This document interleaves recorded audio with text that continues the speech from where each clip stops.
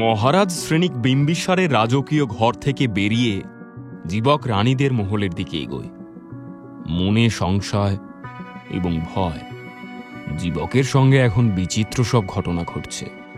কেন ঘটছে জীবক জানে না। আজ যা ঘটল তাই বা কম বিচিত্র কি? রাজা নিজের কক্ষে ডেকে পানীয় সাধছে, তরুণী দাসীরা সেবা করছে, রাতের সঙ্গী হিসাবে সুন্দরী রমণী উপহার দিচ্ছে। এমনও যে হতে পারে জীবকের ধারণা ছিল না। কেউ ইতিপূর্বে এমন আপ্যায়ন পেয়েছে বলেও তো শোনা যায়নি। আবার এখন ডাক এসেছে রাজ্ঞী ভবন থেকে। সেখানে আরো কি অপেক্ষা করছে কে জানে। জীবক তক্ষশিলার স্নাতক হয়ে ফিরেছে বলে রাজবাড়ি এত খুশি হয়েছে, এ তো বিশ্বাসই করা যাচ্ছে না। রাজগৃহ নগরীটাই কেমন পাল্টে গেছে। কেউ খুন করতে আসছে, আবার কেউ অমৃত সাধছে। রানী মহলে ঢোকার মুখে একজন রক্ষী পথ আটকায়। জীবক বলে, আমাকে রাজমহিষীরা ডেকে পাঠিয়েছেন। রক্ষী জিজ্ঞেস করে, কে তুমি? জীবক বলে, আমি ভীষকরত্ন জীবক। জীবকের নাম শুনতেই রক্ষী পথ ছেড়ে পিছিয়ে দাঁড়ায়, মুখ কাঁচুমাচু করে কুর্নিশ জানায়। জীবক অবাক হয় রক্ষীর আচরণে।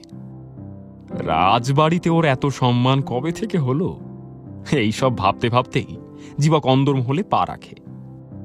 আর ওকে দেখেই রানীরা হই হই করে এগিয়ে আসে। রানীদের দলে রয়েছে পাটরানী ক্ষেমা, তাছাড়া রয়েছে কোশল দেবী, বৈদেহী, ছেল্লনা। তাঁরা জীবককে একটি সুদৃশ্য নরম শয্যার ওপর বসায়। মহারানী ক্ষেমা বলে, আমরা শুনেছি জীবক, এখন চারিদিকে তোমারই জয় জয়কার। তুমি তক্ষশিলা থেকে স্নাতক হয়ে এসেছ, ভীষকরত্ন উপাধি পেয়েছ। তোমার চিকিৎসা দিয়ে তুমি সবাইকে তাক লাগিয়ে দিয়েছ, তাই তোমাকে আমরা ডেকেছি। জীবক মাথা নিচু করে নমস্কার করে বলে, অনেক ধন্যবাদ মহারানী। কোশল দেবী বলে, বলো জীবক, কি খেতে সব থেকে তুমি বেশি পছন্দ করো? এখনই সেই খাদ্য খাবার তোমার জন্য আনার ব্যবস্থা করব। জীবক বলে, আমি সকালেই আমার নির্দিষ্ট খাবার খেয়ে বেরিয়েছি রানীমা, আমার এখন ক্ষুধা নেই। বৈদেহী বলে, আচ্ছা বেশ বেশ। ছেল্লনা পাটরানী ক্ষেমাকে বলে, তাহলে ওর জন্য উপহারগুলো নিয়ে আসি, কি বলো? অগ্রমহিষী ক্ষেমা বলে, হ্যাঁ সেই ভালো, যাও যাও নিয়ে এসো। এরপর চার রানী জীবককে 4টি স্বর্ণখচিত বহুমূল্য রাজপোশাক উপহার হিসাবে এগিয়ে ধরে। ক্ষেমা বলে, জীবক এই নাও তোমার উপহার। মগধে একমাত্র রাজা বিম্বিসার ছাড়া এমন মূল্যবান পোশাক আর কারণ নেই, এগুলো তোমার জন্য। জীবক হাত জোড় করে বলে, এই তো রাজার পোশাক মহারানী, আমি তো রাজা নই, হতেও চাই না। আপনি আমাকে মার্জনা করবেন, এগুলো আমি নিতে পারবো না। তখন কোশল দেবী 4টে রত্নহার নিয়ে এসে বলে, আচ্ছা বেশ, পোশাক নিতে হবে না, আমাদের 4 জনের পক্ষ থেকে 4টি রত্নহার তোমাকে দিলাম না। জীবক আবারও বিনীতভাবে বলে, এই রত্নহার দিয়ে আমি কি করব রানীমা? যারা রাজসিংহাসনে বা রাজসভার গুরুত্বপূর্ণ পদে বসে তাদেরই এই হার মানায়। আমি তো এমন কেউ নই, আমি এগুলোকে নিতে পারবো না। এবার পট্টরানী ক্ষেমার মুখ গম্ভীর হয়ে যায়। সে বলে, তবে তুমি কি নেবে শুনি? কিছু তো তোমাকে নিতেই হবে। জীবক করুণ হেসে বলে, ছেলেবেলা থেকে আমি কখনো মাতৃস্নেহ পাইনি। আগামী দিনগুলোতে আপনারা যদি আমাকে সন্তান স্নেহে ভালোবাসা দেন, সেই হবে আমার সব থেকে বড় পুরস্কার। জীবকের কথা শুনে রানীদের চোখে জল চলে আসে। মহারানী ক্ষেমা বলে, ঠিক আছে পুত্র, তুমি তাই পাবে। রানীদের প্রণাম করে জীবক অভয় ভবনে ফিরে আসে। এরপর 7 দিন কেটে গেছে। কিছুদিন আগে অভয় রাজসভায় জীবককে রাজবৈদ্য হিসাবে নিযুক্ত করার প্রস্তাব রেখেছিল। বর্ষকার এই প্রস্তাবের বিরোধিতা করে পাল্টা প্রস্তাব দিয়েছিল কুমার কালগকে গুরুত্বপূর্ণ আমাত্যের পদ দেওয়া হোক। আজ বিম্বিসার ওর সিদ্ধান্ত ঘোষণা করবে। কালগ এবং জীবক দুজনকেই রাজসভায় ডাকা হয়েছে। অভয়, বর্ষকার এরা তো উপস্থিত থাকবেই। সকাল সকাল স্নান খাওয়া দাওয়া করে অভয় এবং জীবক রওনা হয় রাজসভার উদ্দেশ্যে। রাজসভার সকল সদস্যই আজ উপস্থিত। এছাড়া রাজসভার বাইরেও ভিড় জমেছে। এই অল্প সময়ের মধ্যেই রাজগৃহে তুমুল জনপ্রিয়তা অর্জন করেছে জীবক। চারিদিকে চিকিৎসক জীবকের জয়ধ্বনি উঠছে। সেই ভক্তবৃন্দ জানতে চায় রাজা কি সিদ্ধান্ত নিচ্ছে। জীবক কি সত্যিই রাজবৈদ্য হচ্ছে নাকি হচ্ছে না?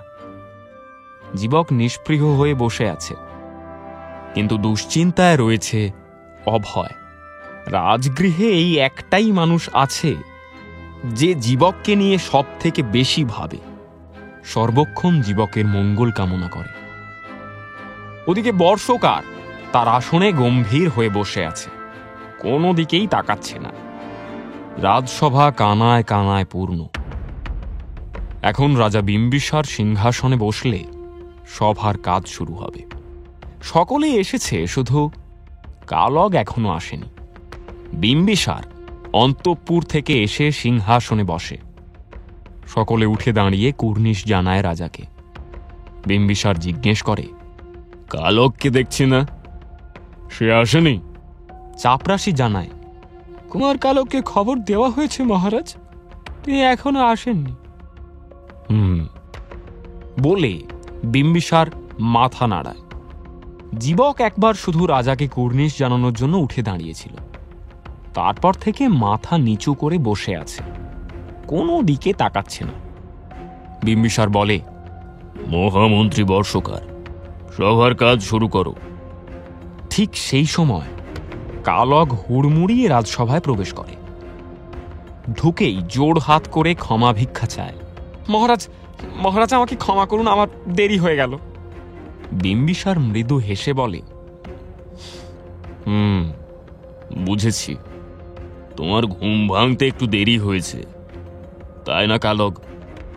কালগ কোনো উত্তর দেয় না, মাথা নিচু করে দাঁড়িয়ে থাকে। বিম্বিসার একবার মন্ত্রী বর্ষকারের দিকে তাকিয়ে হাসে, তারপর বলে,